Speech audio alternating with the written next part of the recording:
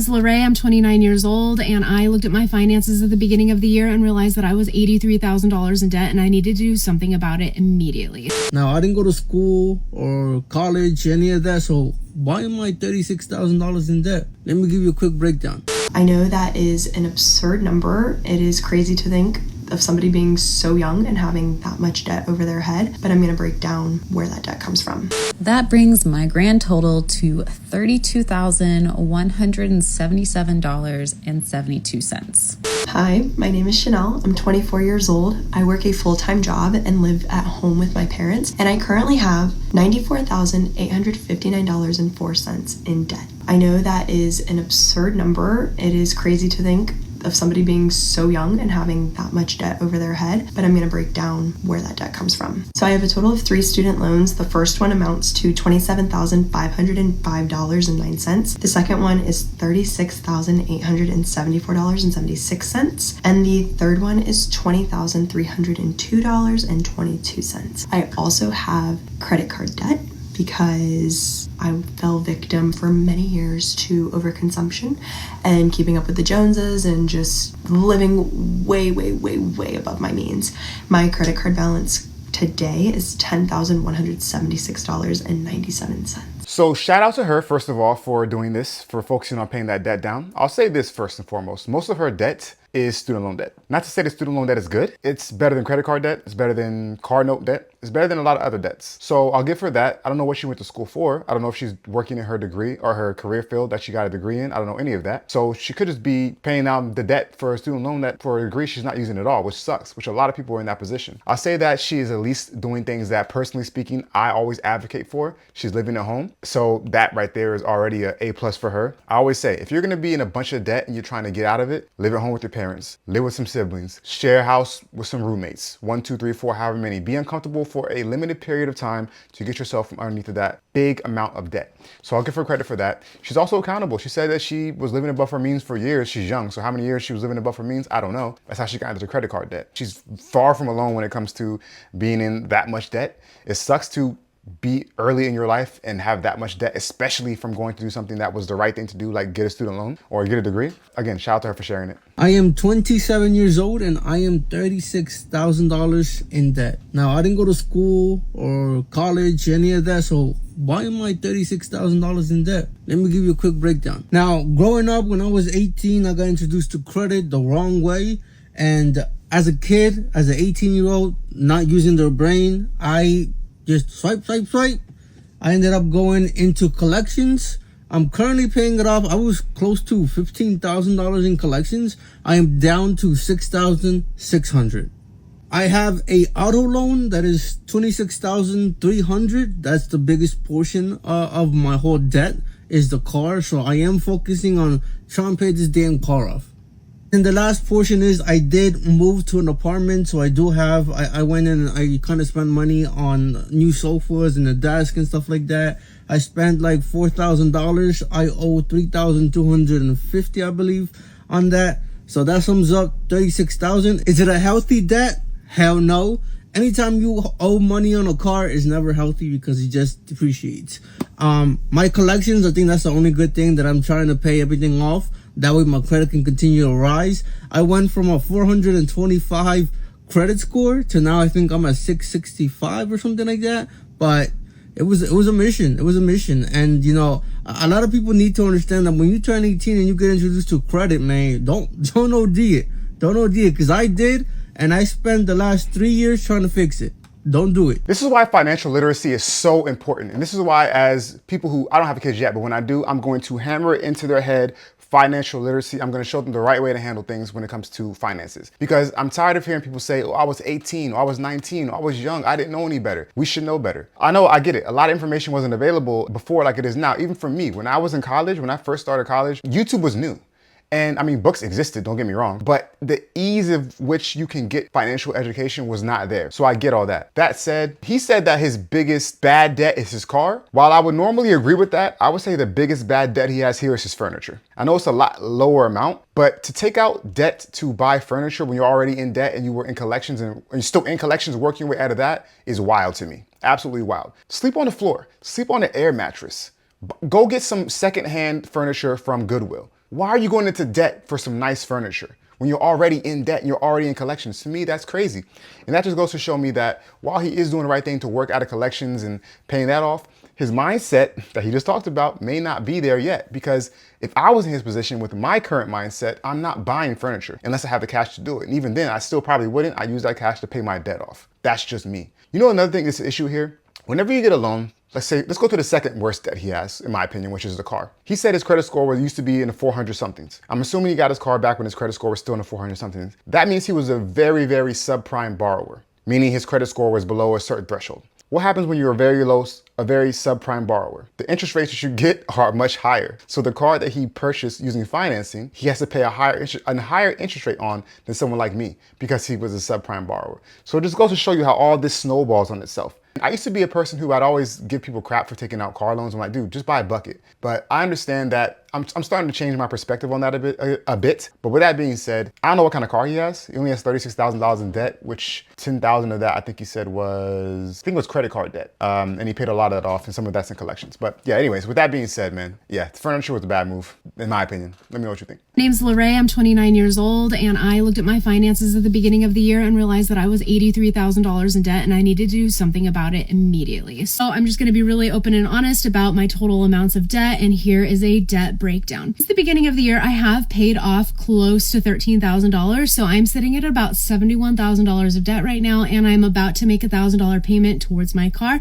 But here's where we're at currently. My debt is chunked into 3 amounts, and the first one is my student loans. I owe a little bit less than $10,000. I'm going to insert the exact amount up here. But my student loans I owe to family member. That is a huge priority to get that paid off because owing money to family is just not it.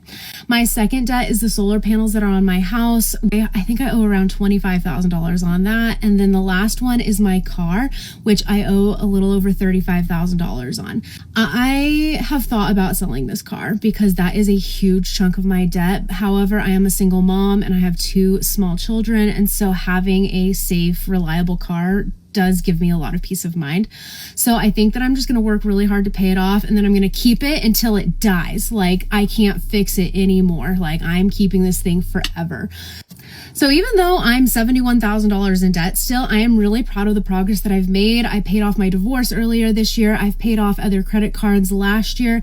I have paid off I was over $100,000 in debt a couple years ago, and I have paid off so much, and I'm so proud of myself. And I am really grateful for TikTok because that is where most of my extra income has been coming from. Hey, good for her. She has a side hustle. She's making extra money with the side hustle, using that to pay her debt off faster. Listen, I'm not going to be too hard on her. And again, these videos that I do are not to speak about the specific person sharing their story. They are just essentially means to speak to a broader topic. In this case, people being in a bunch of debts and the breakdown of that debt. With that said, this is a peek inside of people's personal financial situations and the personal debt situation. So that is kind of what this is about. I'm going to be a little easy on her because she's a single mother. She went through a divorce. I don't know what the divorce was about. You know, I don't know who was wrong or right. There's always 3 sides to a story. So she's dealing with that already, which obviously she had to pay for that. As she said, she wants to keep a nice car for safety of her kids. I get it. A lot of cars now that are newer have more enhanced safety features than older buckets would. If you go and buy a bucket, you know what I mean? So I'll cut her some slack on that. And I used to, like I said a second ago, I used to be harder on people or I had like a more negative opinion of people who would take out loans for cars. I'm like,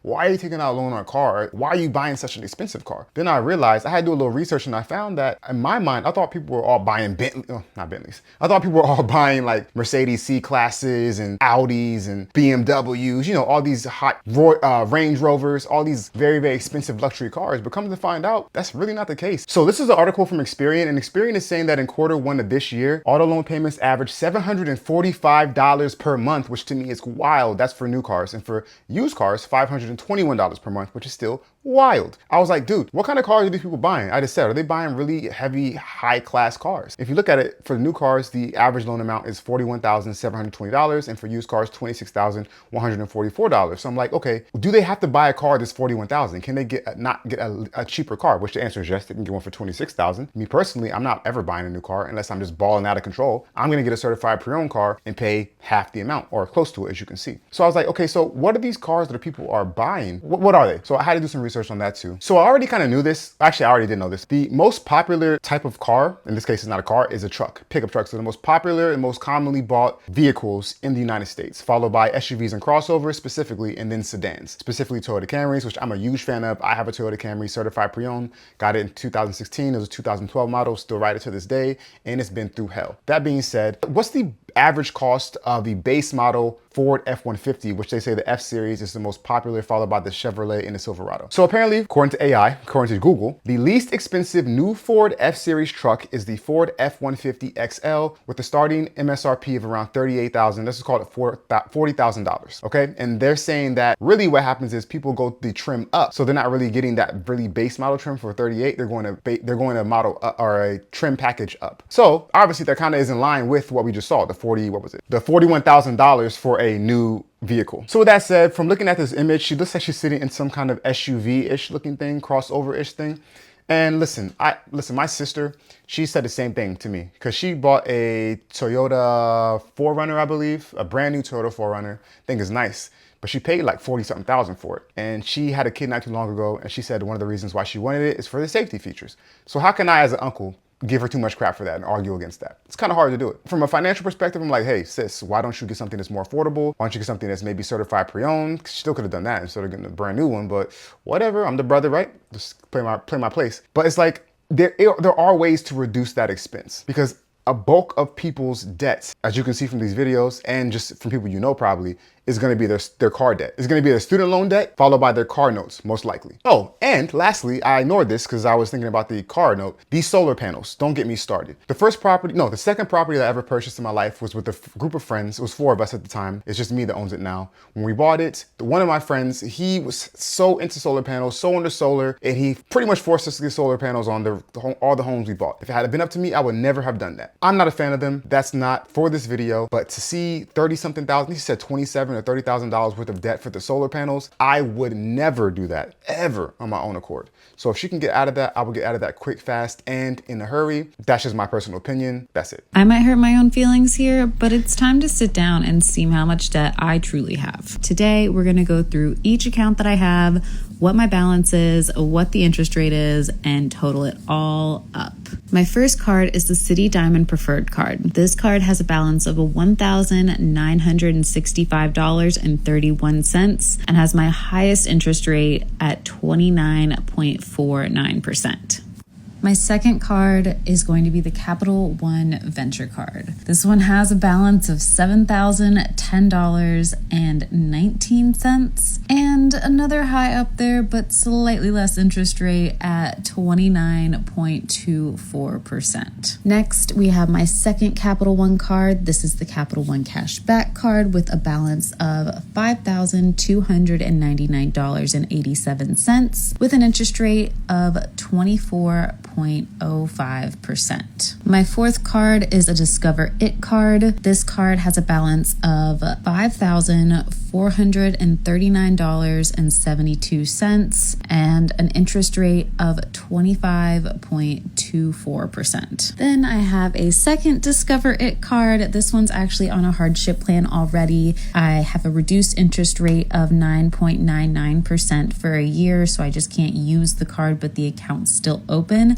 And this one has my highest balance at $9,667.20. My final credit card is a Hancock Whitney credit card from a bank that I used to work at. This one, luckily, I got the employee interest rate, so it has a balance of $2,183.67 and an interest rate much lower than normal at 10.5%, which I love. I do have one personal loan from Upstart. This one is almost paid off. It'll be paid off in January. So it has a balance left of $611.76, and it has an interest rate at 15.31%. That brings my grand total to $32,177.72. Isn't it crazy the amount of interest that these companies are allowed to charge people on credit cards? Does that not shock you? It shocks me. When I look at something like a 29.49% interest rate, I'm like, that's almost dang near criminal. It's like, how is that not regulated? Not to say that I want more government intervention in private industry, but I mean, good grief, 29.49%. In order to earn that as interest on an investment, you'd have to be involved in like a Ponzi scheme or something. Like, that's absolutely outrageous. As a matter of fact, let's do some quick math on this, because I'm curious to see on a monthly basis, because I don't carry balances on my credit cards. I pay them off every month, and I'm privileged enough to be able to do that. I know everyone can't do that, but I'm just curious, like, how much is that per month? Because she didn't say as far as the payment for just the second card, because that one has a significant balance of $7,000, where she's paying 29.24%. So according to this calculator, I put in the amount of her balance, $7,010.19, and I put it at 29%. She actually has a 29.24% interest rate, but this calculator wouldn't let me put in anything other than the whole number. And so it says that the monthly payment she has for that card, that one card she has, is $239.51. If you can see that right here, $239.51. And that she's gonna end up paying $16,213.09 when it's all said and done, which is more than double, okay? More than double what she has left as a balance on that card. It's mind-boggling to me, like I said before. You know what else I think about sometimes? What would people do if credit wasn't available? When I say credit, I mean credit cards, because you know credit cards haven't been around for forever. They're a financial product that was created back in, I think, the 50s, I believe, or maybe the 40s. I can't remember exactly when, but they did not exist for forever. So what did people do before credit cards? And I know that obviously the way things are now, as far as expenses and inflation, part of it is driven by the available amount of debt that is available in the economy that pushes prices up, inflation. Because without credit, people would not be able to spend nearly as much as they do. So things would not be as expensive as they are. So that probably partly answers my question. The other thing is, you know, I wonder if people would people will definitely live life differently. They wouldn't have as nice of things, most likely, unless they could buy it and afford it. So life would look a lot different for a lot of people. Now, don't get me wrong, I think credit is a beautiful thing when used wisely, and allows people to, especially if leveraged for business purposes, to significantly increase their level of success and living, because they can now leverage other people's money, OPP, or OPM rather, wow, excuse me, and use that cash to then make more money, pay back the creditor or the creditor, and then be able to achieve much more than they could by just using cash. So I think that in the right situations, even using a credit card, I've heard of people starting businesses on credit. Would I do it? Heck no. But I've heard of people doing it and becoming successful with it. So credit in and of itself is not a bad thing. It's a lot of times how you handle or use the tool more so than the tool itself. So if you use the tool to go buy furniture or to go on vacations and shopping sprees, that's using the tool in a stupid way, in my opinion. If you use it to make more money, like with the business, that's using the tool effectively, in my opinion. That said, this is interesting to see people's personal debt profiles and personal debt burdens, I would say. It's always interesting to peek behind the veil, to pull the curtain back and see who's behind the machine, you know, controlling the big head or animatronic figure that, you know, we see in front of us. That said, thank you for sticking around the video. Really appreciate it. Feel free to like, subscribe. Until next time, stay out of unnecessary credit card debt.